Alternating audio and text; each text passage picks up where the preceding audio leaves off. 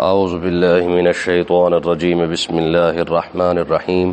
Islam in our life یہ ایک اسلامی یوٹیوب چینل ہے جس پہ مفتی سجاد حسین قادری صاحب روزانہ درس قرآن پاک ترجمہ اور تفسیر بیان فرماتے ہیں۔ اس چینل کی ویڈیو کو لائک، چینل کو سبسکرائب اور بیل آئیکن کو پریس کر کے اور ویڈیوز کو دیکھ کے آپ اپنی دنیا اور آخرت کو سنوار سکتے ہیں۔ الذین استجابوا للہ والرسول من بعد ما اصابهم القرح للذین احسنوا منهم واتقوا اجر عظیم۔ غزوہ احد کے ختم ہونے کے بعد جب جناب ابو سفیان، کیونکہ کلمہ اس وقت نہیں پڑا تھا، تو یہ اپنا لشکر لے کر چلے گئے اور آقا علیہ الصلوۃ والسلام کو یہ ساتھ کہہ بھی گئے کہ اگلے سال ہم بدر میں پھر اکٹھے ہوں گے۔ حضور علیہ الصلوۃ والسلام نے فرمایا انشاءاللہ۔ ٹھیک، تو جب یہ اگلے سال کی بھی ساتھ ڈیٹ دے گئے تو بدر عرب کے اندر یہ رواج تھا، جب ایک جنگ ختم ہو جاتی تو اگلے سال کی بات یا 2 سال کے بعد جب دوبارہ لڑنا چاہتے تو وہ اس کی بات بھی ساتھ کر جاتے، یعنی اگلی بات بھی پکی ہو گئی۔ ٹھیک ہے جی، کیونکہ بہادری کا معیار یہی تھا کہ تاکہ اگلے بھی تیاری کر لیں، ہم بھی تیاری کر لیں۔ تو جب ابو سفیان اپنا لشکر لے کر چلے گئے تو وہ روحا ایک مقام ہے، وہاں تک پہنچ گئے۔ یہ بڑی دلچسپ بات ہے کہ وہاں پہنچنے کے بعد ان کے دل میں خیال آیا کہ ہم نے ان کے 70 بندے شہید کر دیے مسلمانوں کے، اور 70 ہی زخمی ہوئے ہیں۔ ہم جب گئے ہی ان کو ختم کرنے کے لیے تھے تو پھر ہم ان کو چھوڑ کیوں آئے ہیں؟ یہ وہاں جا کے ان کے دل میں خیال آیا کہ ہم نے جو کام کرنا تھا، ہم تو گئے تھے مسلمانوں کو بالکل ہی ختم کرنے کے لیے، ہم تو انہیں چھوڑ کے واپس آ گئے ہیں۔ اب یہ سوچنے لگ گئے کہ اب کیا کریں، جو ہمارا اصل مقصد تھا وہ تو پورا ہی نہیں ہوا اور ہم خالی واپس آ گئے ہیں۔ یہ بات کرنے کے بعد اب وہاں پہ بیٹھ کے وہ سوچ رہے تھے کہ اب کیا حل کیا نکالیں اس کا۔ تو وہاں پہ کچھ لوگ آئے، ابو سفیان نے ان کو جو ہے وہ تھوڑے سے پیسے دیے اور ساتھ کچھ کھانے پینے کی چیزیں دی، اور انہیں کہا کہ تم جا کر جو ہے وہ مدینہ منورہ کے اندر چلے جاؤ اور وہاں جا کے صحابہ کرام کو ڈراؤ، اور انہیں کہو کہ کفار مکہ جو ہے نا پھر بہت بڑا لشکر لے کے آ رہے ہیں، اور انہیں ڈرا دھمکا کے رکھو، اس سے ہو سکتا ہے شاید وہ ڈر جائیں۔ وہ پیسے لے کر جو ہے وہ مدینہ منورہ کے اندر آئے اور انہوں نے آ کے جو ہے وہ صحابہ کرام کے ساتھ باتیں کرنا شروع کر دی، اور حضور علیہ الصلوۃ والسلام تک بھی یہ خبر پہنچائی۔ انہوں نے کہا جناب کفار مکہ تو بہت بڑا لشکر لے کے آ رہے ہیں، تو اب جو ہے وہ مدینہ منورہ کے اندر چڑھائی کر دیں گے، انہوں نے ایسا کر دینا ہے، ایسا کر دینا ہے۔ جب یہ بات کی تو آقا علیہ الصلوۃ والسلام نے ارشاد فرمایا بلال پھر اذان دو۔ سبحان اللہ، یہ مسلمانوں کو اکٹھا کرنے کا طریقہ تھا۔ ٹھیک ہے جی، جناب بلال نے جو ہے وہ اذان سے مراد یہ کہ لوگوں کو بلایا، تو آقا علیہ الصلوۃ والسلام نے ارشاد فرمایا جو بندے غزوہ احد کے اندر شامل ہوئے ہیں، شریک ہوئے ہیں، صرف وہی بندے تیاری کر کے آ جائے، ہم نے پھر لڑنے کے لیے جانا ہے۔ سبحان اللہ، جو بندہ غزوہ احد کے اندر شامل نہیں ہوا، شریک نہیں ہوا، وہ بندہ نہ آئے۔ ذرا اندازہ کریں کہ یہ کتنی بڑی بہادری اور جرت کی بات ہے۔ فرمایا جو صرف جنگ کے اندر شریک تھے صرف وہی بندے آئے۔ صحابہ کرام نے ابھی اپنی پٹیاں تک نہیں کی تھی، ابھی وہ زخم بھرے ہی نہیں تھے، ابھی تو وہ زخم ایسے ہی تھے، تو صحابہ کرام نے پھر تیاری کی اور پھر تیاری کر کے آ گئے۔ آقا علیہ الصلوۃ والسلام جو ہے وہ ایک جگہ ہے حمراء الاسد، وہاں پہ حضور جا کے بیٹھ گئے۔ تو جب حضور وہاں پر جا کے بیٹھے تو ان کو بھی پتہ چل گیا کفار مکہ کو کہ حضور علیہ الصلوۃ والسلام تو پھر دوبارہ آ کے بیٹھ گئے ہیں۔ ہم تو سمجھے تھے کہ ان کے اندر جو زخم کھا کے گئے ہیں، جو بندے شہید کرا کے گئے ہیں، اب تو شاید دوبارہ نہیں آئیں گے۔ تو جب ان کو پتہ چلا تو اللہ تبارک و تعالیٰ نے ان کے دل میں خوف ہی ایسا پیدا کیا کہ وہ روحا سے بھی آگے پھر مکہ کی طرف چلے گئے، پھر واپس نہیں آئے ہیں۔ اس سارے واقعے کو اللہ تبارک و تعالیٰ نے یہاں پہ بیان فرمایا ہے۔ فرمایا الذین استجابوا للہ والرسول، فرمایا کہ وہ لوگ جنہوں نے اللہ اور اللہ کے رسول کی آواز پر لبیک کہا۔ سبحان اللہ، ٹھیک ہے جی، من بعد ما اصابہم القرح، حالانکہ انہیں اس سے پہلے بہت زیادہ زخم آ چکے تھے۔ ٹھیک ہے جی، یہ ہے ان کی بہادری اور ان کی جرت کی داستان جن کو اللہ تبارک و تعالیٰ یہاں بیان فرما رہا ہے۔ دیکھیں نا، تعریفیں ہمیشہ ان کی ہوتی ہے جو قربانیاں دیتے ہیں۔ تعریفیں یہ تو اصول ہے۔ ٹھیک ہے، جو بندہ مفت کا حرام کا مال کھانے کے چکر میں ہوتا ہے نا، مفت خورا ہوتا ہے یا حرام خورا ہوتا ہے، حرام خوروں کی تعریفیں نہیں ہوتی ہے، مفت خورے کی تعریف نہیں ہوتی۔ تعریف ہمیشہ قربانی دینے والے کی ہوتی ہے۔ فرمایا من بعد ما اصابهم القرح، فرمایا جن لوگوں پر تکلیف ہی بہت زیادہ پہنچ چکی تھی، زخم بھی کھا چکے تھے، اپنے بندے بھی شہید کروا چکے تھے، اس کے باوجود جب بھی حضور علیہ الصلوۃ والسلام نے ان کو آواز دی، فرمایا کہ غیر احد والا بندہ، یعنی کوئی جو بندہ احد کے اندر شریک نہیں ہوا جنگ کے اندر، وہ بھی جنگ کے اندر نہیں جائے گا، صرف اور صرف وہی بندے جائیں جنہوں نے میدان احد کے اندر جو ہے وہ شرکت کی ہے، صرف ان لوگوں کو جانے کی اجازت ہے، اس کے علاوہ کسی کو جانے کی اجازت بھی نہیں ہے۔ سارے وہ احد والے بندے چاہے زخمی تھے چاہے صحیح سلامت تھے، سب نے کہا، انہوں نے کہا یا رسول اللہ ہم پھر حاضر ہیں، کوئی ایک بندہ بھی پیچھے نہیں رہا ہے۔ تو اللہ تبارک و تعالی نے ارشاد فرمایا للذین احسنوا، فرمایا یہ وہ لوگ ہیں جو نیکوکار ہیں، جنہوں نے اچھا کام کیا ہے، واتقوا، اور انہوں نے تقوی اختیار کیا ہے، اجر عظیم، اللہ تعالیٰ کی بارگاہ اقدس میں ان کا اجر بھی بہت بڑا ہے۔ تو ظاہر ہے اجر تو پھر قربانیوں کے بعد ہی ملتا ہے، ٹھیک ہے نا جی۔ ان کے لیے جو اجر ہے وہ اس وجہ سے ہے کہ انہوں نے اتنے زخم، اتنی پریشانیاں، اتنی قربانیوں کے بعد بھی انہوں نے ایک بندے نے بھی نہیں کہا کہ یا رسول اللہ اب ہم کیا کریں، یا تھوڑی دیر ٹھہر ہی جاتے ہیں۔ یہ غزوہ احزاب یعنی غزوہ خندق جب لگا نا تو کفار مکہ واپس چلے گئے تھے، تو آقا علیہ الصلوۃ والسلام ابھی گھر تشریف لائے تھے، حضور نے اسلحہ نہیں اتارا تھا، اپنے ساز و سامان اتارا بھی نہیں تھا، اور حدیث پاک کے اندر آتا ہے کہ آقا علیہ الصلوۃ والسلام ابھی سر مبارک دھو رہے تھے تو ایک سائیڈ ابھی دھوئی بھی نہیں تھی، حضرت جبریل علیہ الصلوۃ والسلام آ گئے، آ کے عرض کی یا رسول اللہ آپ تو اسلحہ اتار رہے ہیں اور آرام کرنے لگے ہیں، لیکن فرشتوں نے ابھی تک نہیں اتارا ہے۔ سبحان اللہ۔ حضور نے ارشاد فرمایا جبریل کیا کہنا چاہتے ہو؟ تو حضرت جبریل نے عرض کی یا رسول اللہ رب فرما رہا ہے کہ آپ ابھی بنو قریظہ کا محاصرہ کریں، ابھی یہ کسی اور کی تاریخ نہیں ہے، یہ ہماری تاریخ ہے، ٹھیک ہے نا جی۔ کبھی بھی ہم لوگوں نے سوچنے کی کوشش کی ہے کہ جن صحابہ کرام کے لیے پورا قرآن رب نے تعریفوں کا بھر رکھا ہے وہ ایسے نہیں بھر رکھا، ان کی قربانیاں بہت بڑی بڑی ہیں، ٹھیک ہے جی۔ تو عزت تو پھر قربانیوں کے بعد ہی ملتی ہے، گھر بیٹھے تو عزت تھوڑی ملتی ہے۔ تو آقا علیہ الصلوۃ والسلام نے جبریل علیہ الصلوۃ والسلام کو فرمایا جبریل ابھی تو صحابہ کرام بہت تھکے ہوئے ہیں، کیونکہ ابھی انہوں نے خندق بھی کھودی ہے، کفار مکہ سے ابھی جو ہے وہ لڑ کے آ رہے ہیں، لڑائی کی نوبت تو نہیں ہے لیکن معاملہ تو پورا وہی تھکاوٹ والا تو ہے، تو کیا کہتے ہو تھوڑی دیر آرام نہ کر لیں صحابہ کرام؟ انہوں نے کہا کہ یا رسول اللہ نہیں ابھی چلنا ہے۔ حضور نے جناب بلال کو فرمایا بلال پھر اذان دو، ٹھیک ہے نا جی۔ ہماری اذان تو صرف اور صرف یہی ہوتی ہے نا کہ 5 ٹائم صرف سجدہ کرنے کے لیے، ہمارے بزرگ فرماتے ہیں کہ صرف فرض نماز پڑھنے کے لیے 5 ٹائم اذان دی جاتی ہے، حضور علیہ الصلوۃ والسلام کی عزت کے دفاع کے لیے ہر وقت اذان دی جاتی ہے، ٹھیک ہے نا۔ حضور یہودیوں کے قبیلے سے گزر رہے تھے، گزرتے آپ نے ایک صحابی آپ کے ساتھ تھے، کچھ یہودیوں نے نا ایسے حضور کو گھور کے دیکھا، ٹھیک ہے، تو ایک صحابی جو ساتھ جا رہے تھے وہ کھجور کے اوپر چڑھ کے انہوں نے اذان دینا شروع کر دی، سبحان اللہ۔ ٹھیک ہے۔ صحابہ کرام وہیں پہ اکٹھے ہو گئے، حضور صلی اللہ علیہ وسلم گزر گئے، واپسی پہ حضور نے ارشاد فرمایا تم نے اذان کیوں دی ہے؟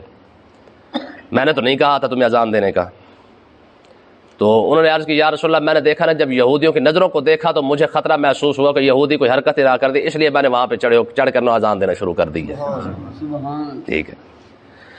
تو اللہ تبارک و تعالیٰ نے ارشاد فرمایا الذین قال لهم الناس، فرمایا وہ لوگ یعنی وہ صحابہ کرام جن کو لوگوں نے آ کے کہا، وہ وفد جو پیسے لے کے آیا تھا، جی رشوت لے کے آیا تھا کہ ہم جو جا کر چلو بھی ان کو ڈرانا شرانا شروع کر دیں گے، فرمایا ان الناس قد جمعوا لکم، فرمایا کہ انہوں نے آ کے کہا، انہوں نے کہا میاں تمہارے لیے تو بہت بڑا لشکر تیار ہو رہا ہے، بہت جناب بہت ساری فوج اکٹھی ہو چکی ہے، کفار مکہ سارے مل کے آ رہے ہیں، عرب والے تمہارے اوپر چڑھائی کرنے والے ہیں، فخشہم، اور ان سے ڈر جاؤ چنگے رہ جاؤ گے، ٹھیک ہے۔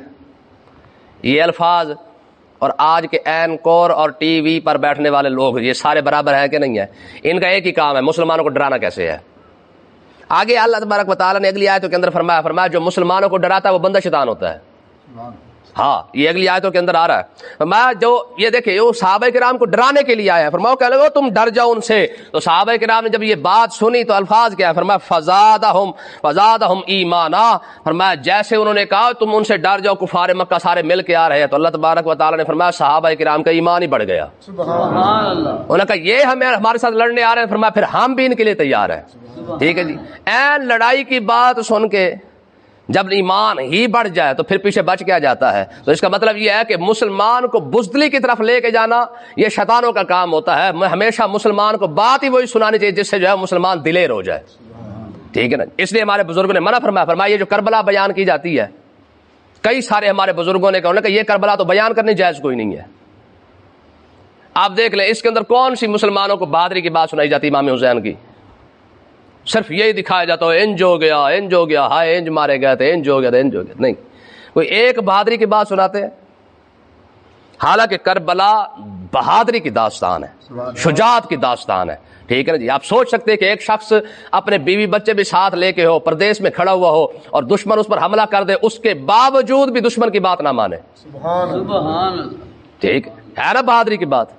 حالانکہ چلو بندہ لڑنے کے لیے جاتا ہے نا, فوج ساتھ لے کے جائے, اگر صرف بندے جوان ہو, فوج ساتھ ہو تو بندہ پھر بات کچھ اور ہوتی ہے. یار بیوی بھی ساتھ ہو, بچے بھی ساتھ ہو, بھتیجیاں بھی ساتھ ہو, بانجے ساتھ ہو, یعنی پورا خاندان ساتھ کھڑا ہو, اور پیچھے عورتیں دیکھ رہی ہوں, اور سامنے اپنے بیٹے اپنے بھائی سارے جو ہے وہ کٹ کٹ کے گر چکے ہوں, اس کے باوجود بھی بندہ اگلے کی بات کو نہ مانے, ان کے مطالبات کو نہ مانے. ٹھیک ہے, یزیدی فوج کے سامنے پھر بھی ڈٹ کے کھڑا ہو جائے, اپنی گردن تک جو ہے وہ کٹا کے رکھ دے, اس کے باوجود بھی لوگ کہیں جی نہیں جی ان کے ساتھ تو یہ ہو گیا وہ ہو گیا. نہیں, فرمایا خدا کی قسم اس سے بڑی بہادری کی داستان ہو ہی کوئی نہیں سکتی ہے.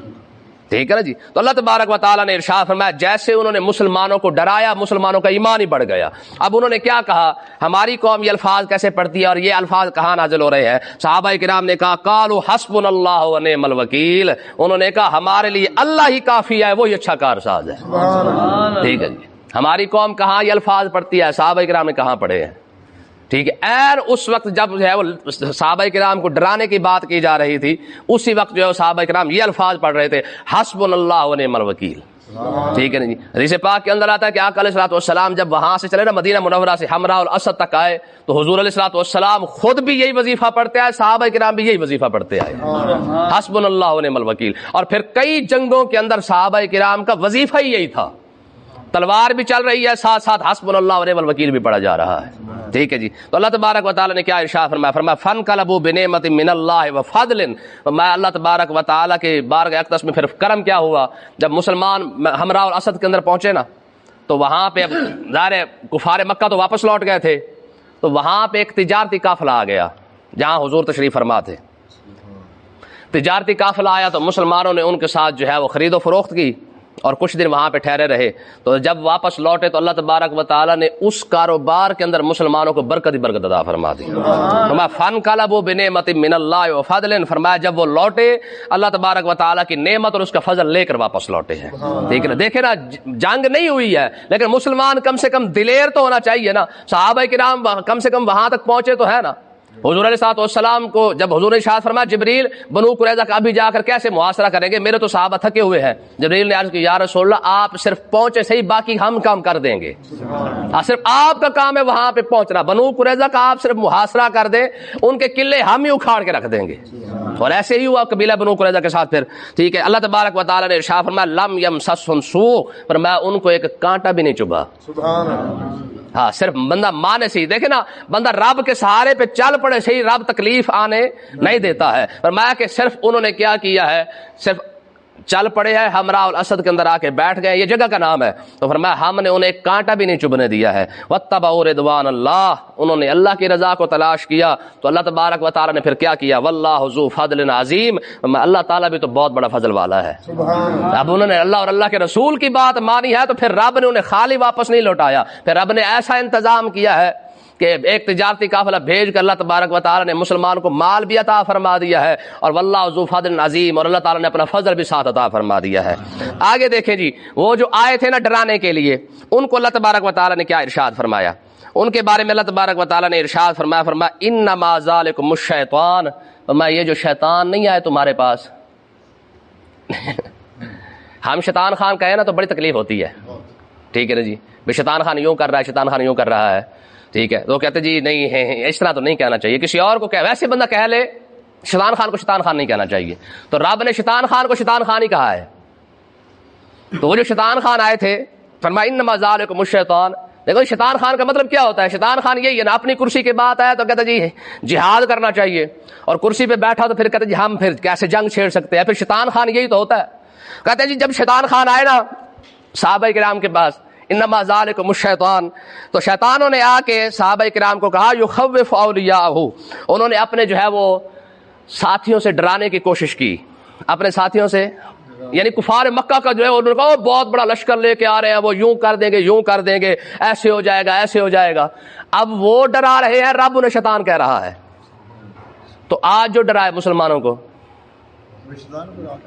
کشمیر دے کے کہتا ہے جی باہر نکل کے احتجاج کریں، اللہ سارے نکل کے، پورا پاکستان 2 منٹ کے لیے باہر نکل کے ہاتھ کھڑا کر کے احتجاج کرنا شروع کر دیں۔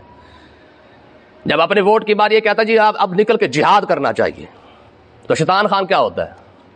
ٹھیک ہے، حقیقت یہی ہے، مسلمانوں کو جب بھی انہوں نے سنایا نا، شیطان خان نے ہمیشہ بزدلی سکھائی ہے۔ ہاں، دلیری تب آتی جب اپنی کرسی کی بات آ جائے۔ فرمایا کہ شیطان خان نے ایسے ہی کام کیا تھا، انہوں نے کیا، انہوں نے جناب اپنے دوستوں سے دھمکایا، یعنی وہ تو بہت زیادہ کام کرنے والے ہیں۔ اللہ تبارک و تعالیٰ نے ارشاد فرمایا فلا تخافوہم، شیطان خان سے نہیں ڈرنا ہے، ٹھیک ہے نا، جتنے شیطان خان کٹھے ہو جائے ان سے ڈرنا نہیں ہے۔ ہاں وخافون، فرمایا تم مجھ سے ڈرو ان کنتم مؤمنین، اگر تم واقعی ایمان والے ہو تو ایمان والا شیطان خان سے نہیں ڈرتا ہے، ٹھیک ہے، جتنے مرضی شیطان کٹھے ہو جائے، جتنے مرضی خان کٹھے ہو جائے شیطانوں کے، فرمایا ان سے ڈرنے کی ضرورت نہیں ہے، تم رب سے ڈر کے دیکھو اللہ تعالیٰ جو ہے وہ کیا کرے گا۔ فرمایا فخافون، فرمایا جب رب ہے ہی تمہارے ساتھ تو پھر ڈرنا بھی ایمان والوں کو رب سے ہی چاہیے، ٹھیک ہے۔ پھر دیکھیں نا، اللہ تبارک و تعالیٰ نے بغیر کسی وجہ کے مسلمانوں کو فتح عطا فرمائی ہے۔ ہمراہ الاسد کے اندر جا کے بیٹھے، اللہ تعالیٰ نے ان کو مسلمانوں کو پھر فتح عطا فرمائی۔ یہ بدر کی جب وہ حضرت ابو سفیان چیلنج کر کے گئے تھے نا بھی اگلے سال ہم بدر کے اندر آئیں گے، تو ہوا کیا، حضرت ابو سفیان جب اگلا سال آیا نا تو انہوں نے کہا یار میری تیاری تو ہوئی نہیں ہے، اب کیا کریں؟ تو اس نے ابو سفیان نے پھر ایک بندہ بھیجا، انہوں نے کہا یار کسی طریقے سے جا کے نا مسلمانوں کو اس بات سے روک لو نا کہ وہ بدر کے اندر نہ آئے، تو میں تمہیں 10 اونٹ انعام دوں گا، صرف ان کو جا کے روک دے کہ بدر کے اندر نہ آئے، کیونکہ بدر کے اندر آ کے تو ہماری بےزتی ہے کہ کفار مکہ نے تڑی لگائی تھی پھر خود ہی نہیں آئے۔ تو وہ بندہ آیا، اس نے آ کے جو ہے وہ آقا علیہ الصلوۃ والسلام کو کہا جی کفار مکہ بہت بڑا لشکر تیار کر رہے ہیں، آپ ان کے مقابلے میں نہ جائیں۔ حضور علیہ الصلوۃ والسلام نے ارشاد فرمایا میرے ساتھ کوئی بھی نہ جائے میں پھر بھی بدر کے اندر جاؤں گا۔ حضور نے فرمایا میرے ساتھ کوئی بھی نہ جائے میں پھر بھی بدر کے اندر میں نے جانا ہے، ٹھیک ہے جی۔ حضور اگلے سال پھر بدر کے اندر تشریف لے آئے، اللہ تعالیٰ نے پھر قافلہ بھیجا، صحابہ کرام نے پھر تجارت کی، پھر تجارت لے کے جب مدینے کے اندر اپنا کارو سامان لے کے واپس گئے، اللہ تعالیٰ نے پھر برکت عطا فرما دی، ٹھیک ہے جی۔ تو یہ دونوں موقعوں پر دیکھیں لڑنے جنگ آ رہے ہیں، اللہ تعالیٰ دونوں موقع پر لشکر بھیج کر صحابہ کرام کے مال کے اندر برکت عطا فرما دیتا ہے۔ تو اس کا مطلب یہ ہے کہ بندہ دین کی خاطر نکلے صحیح، رب دنیا ضرور عطا فرما دیتا ہے۔ ہاں، دنیا کا مسئلہ کوئی نہیں، آج ہم دنیا کٹھی کرنے کے چکر میں نہیں، ہمارے پاس کیونکہ ٹائم نہیں ہے، ہم پھر کیسے دین کا کام کریں، کیسے کریں، فرمایا تم دین کے لیے نکلو تو صحیح، رب دنیا عطا فرما ہی دیتا ہے، ٹھیک ہے جی۔ اللہ تعالیٰ سمجھنے کی توفیق عطا فرمائے۔